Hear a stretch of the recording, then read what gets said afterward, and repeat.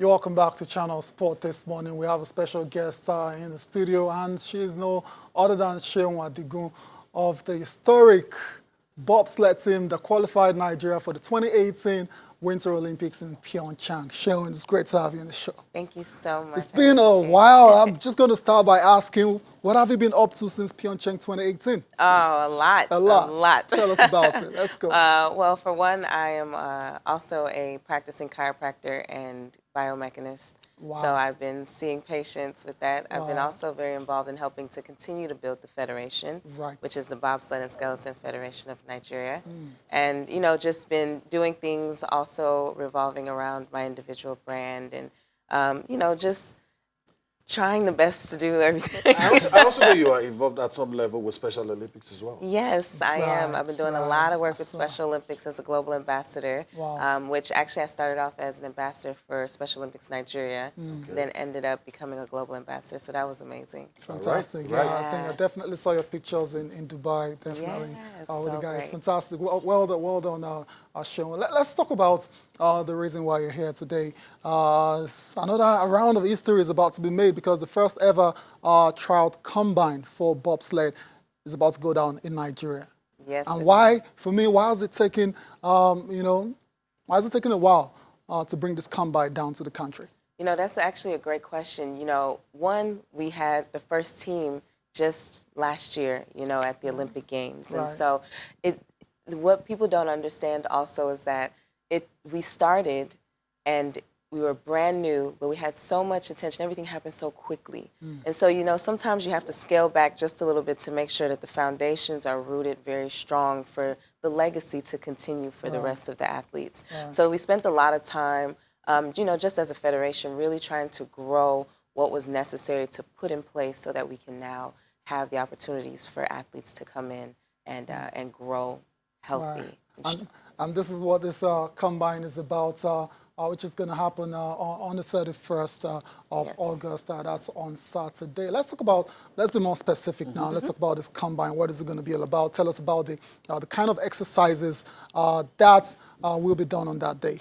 Yeah, so we're really excited about it. You know, a combine is really just a series of tests. Right. A full combine is 5 tests, but we're doing a partial combine. A partial combine is just a standing long jump. It'll be a shot throw, and then it'll be a sprint. So we'll test their 15-meter split and their 45 split. Right. And then after that, we're actually going to do something special. We've invited another special guest to join us from Ghana, Kwasi Frimpong, Right. who will be there specializing in the sport of skeleton. We just got our first set of skeleton sleds, wooden sleds built in Nigeria this week, and another wooden bobsled built that will allow us the opportunity to now branch off and teach the athletes how to push these sleds. Okay. We'll teach them for about an hour, and then after that, we'll reconvene and we'll do something called the fastest push. How about people listening to you, seeing you, having read some of this, looking at these pictures? How about all of them thinking, I want to be a part of this. I like this. What do I need to do to be a part, be like Seun Adigun and go to the Winter Olympics maybe and take the sport to a high level? Well, they can join the federation. They can start by coming out to National Stadium, the main bowl. That's where we'll be hosting it on Saturday. Yes, they'll register online. Okay. We have a website, which is www.bsfnigeria.com /Nigeria. That's all you need. That's all you need. What about, do we have our age restrictions? Or like, is there anyone can show up regardless of your age? Well, we're really looking for 18 and above, between 18 and 30.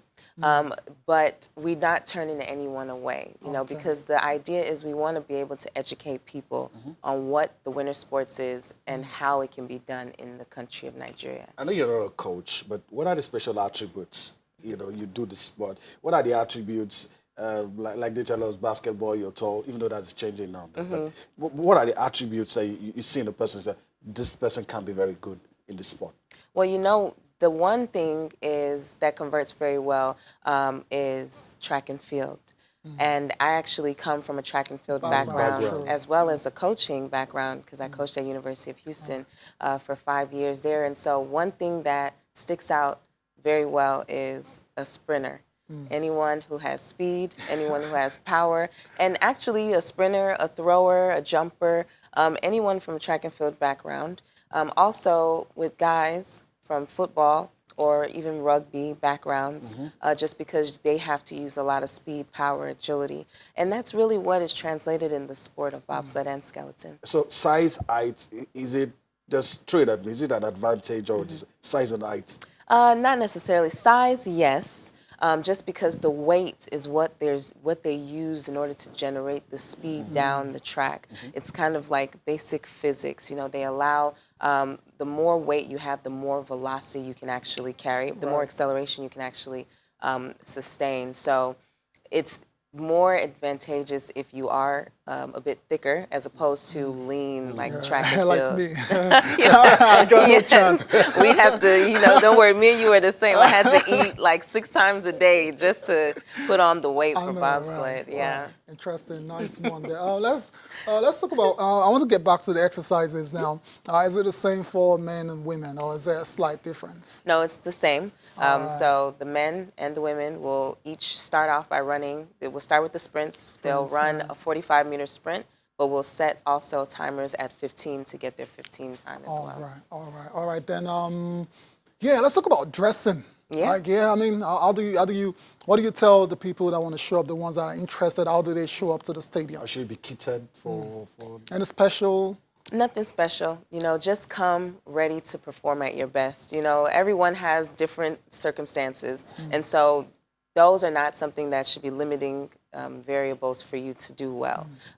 Really just athletic gear, coming in tennis shoes or sneakers, something that you can run in.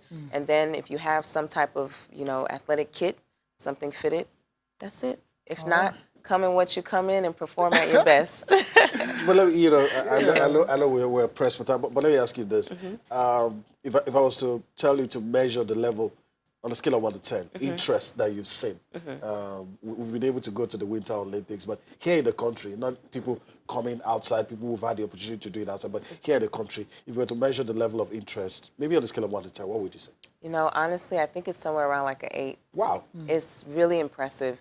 We've had, since the Olympic debut, we've probably had close to 50 inquiries coming straight out of the country of people who want to join the federation. And I mean, that is quite impressive because there aren't many federations that have 50 athletes at all. So that goes to show you that not only has this sport resonated with the people living in Nigeria, but now they feel empowered enough to not only just participate, but to do well and be successful in it. Oh, fantastic. That's good to know. And for these guys that are showing up on Saturday, what is in it for them, the ones that excel? Well, we have, at the end of it, we'll select a fastest pusher for bobsled and skeleton, men and women. And each one of those athletes will receive a gift prize from our sponsor package. And then also we're going to look at the top 3 to 4 athletes that we're going to be looking to bring out to camp and really start introducing to the ice. Yeah, so it's going to get serious. That's a lot to look forward to, and I imagine there are a lot of people watching as well, so that want to be a part of this one. I mean, I have to go back to Pyeongchang 2018. That was such an inspirational moment for a lot of people, a lot of Nigerians. And not long after, I think I've seen a widespread, inspiration. Not long after, a curling team just sprang up from nowhere, and they went to the curling world championships and won a game. How would you rate your the kind of inspirational effect you've had since you made that historic appearance in South Korea? You know, it's really just a blessing from God, to be honest, the type of influence that it's made. When you start to do things just because you have pure intentions, it's amazing when you get the receiving end of it as inspirational, as life-changing. And so, I mean, every day people are reminding me and my teammates just about how proud they were, how much that gave them the opportunity to feel the being diplomatic, you know, and that's something that words can't really express. You know, it's really a powerful feeling. It really is. Oh, all right then.